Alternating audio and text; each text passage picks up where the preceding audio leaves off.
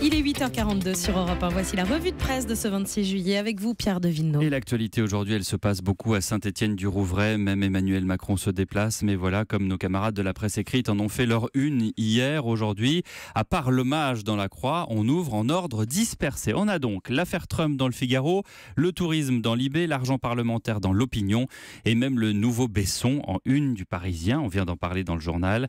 La presse régionale, elle se concentre sur les terribles incendies, avec cette une devant laquelle on ne peut que baisser les bras. Nice matin, nature morte et ce paysage désolant en photo, de ces paysages que l'on a trop vus lorsque le feu est passé. Des arbres comme des soldats morts au front, un sol cramoisi, vert de gris, comme un décor en carton-pâte d'un mauvais film de science-fiction.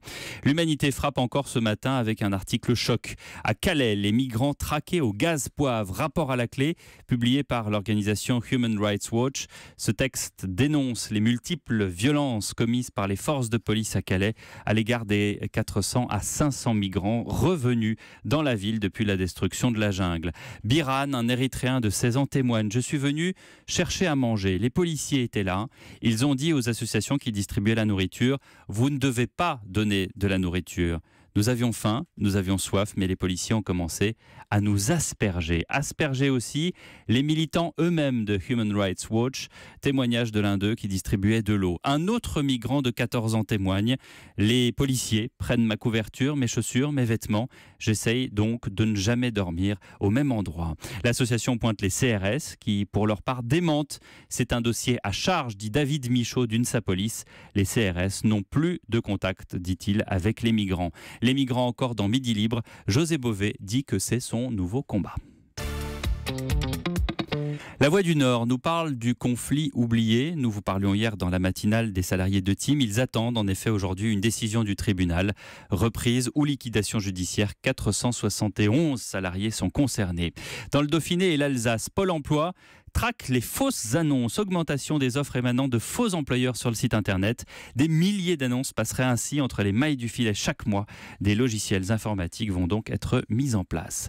Les APL encore, Christophe Castaner assume la brutalité de cette baisse dans Le Parisien, mais le porte-parole insiste sur les 4,5 milliards d'économies indispensables. Le Télégramme revient sur la réforme globale des aides au logement qui interviendrait à l'automne, tandis que Rémi Godot dans l'Opinion trouve démagogue les militants du « touche pas à mon APL » et regrette que l'on ne puisse s'interdire de réfléchir à l'efficacité d'un système redistributif à bout de souffle. Trop longtemps, la facilité a consisté à laisser filer les déficits. Toujours dans l'Opinion, dans la série Liberté de la presse, rien de nouveau en Chine, Claude Leblanc relate la visite de Xi Jinping dans 3 principaux médias chinois à quelques mois seulement du 19e congrès du Parti communiste, et le président prend la parole. Tous les médias gérés par le parti doivent représenter la volonté du parti et ses propositions. Bon, comme ça, au moins, on est prévenu. Le Figaro a raison, soyons honnêtes, pour nous autres Français, impossible de passer à côté du nouveau film de Luc Besson. Et pourtant, aussi parce que la critique est subjective, les avis vont du tout au tout. Pour le Figaro, donc 3 points sur 4. Luxuriant et pop pour l'IB, navet spatial. Et à Didier Perron de noter, là pour le coup j'imagine en toute objectivité, puisque ce sont des chiffres que ce bide spectaculaire s'est traduit immédiatement par une chute, je le disais tout à l'heure à Théo Manval, de 9% de l'action EuropaCorp.